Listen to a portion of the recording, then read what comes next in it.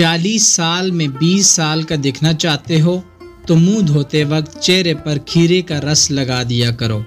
جس کی آواز بیٹھ جائے وہ سونف کا دانہ چوس لے، آواز اسی وقت کھل جائے گی۔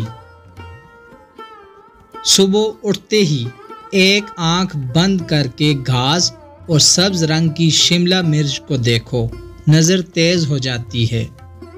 ٹوٹے ہوئے برتن میں جو بندہ پانی پیتا ہے تو سمجھ جاؤ اس کے رزق میں کمی ہو جائے گی۔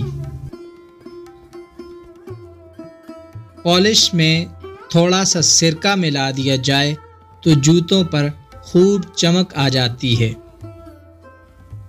دورے والی کھانسی کے لیے پان کے پتے کا رس نکال کر 1 چمچ شہد میں ملا کر کھائیں۔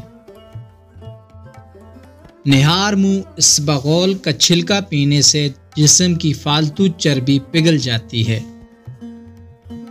کھیرے میں 90% پانی ہوتا ہے اور یہ گردوں اور مثانوں کی پتھری کو حل کر سکتا ہے۔ پیاز اور چکن کو پانی میں ابال کر اس کا سوپ پینے سے وزن کم ہوتا ہے۔ پستہ پیاس کو مٹا دیتا ہے۔ پستہ بلغم کو خارج کرتا ہے، دل کو مضبوط کرتا ہے، دماغ کو قوت دیتا ہے، یادداشت کو بہتر بناتا ہے، گردوں کو صاف رکھتا ہے۔ پستہ وبائی امراض سے دور رکھتا ہے۔ پستہ ہچکیوں میں فائدہ مند ہے، معدے کو طاقت دیتا ہے اور اسہال کو ختم کر دیتا ہے۔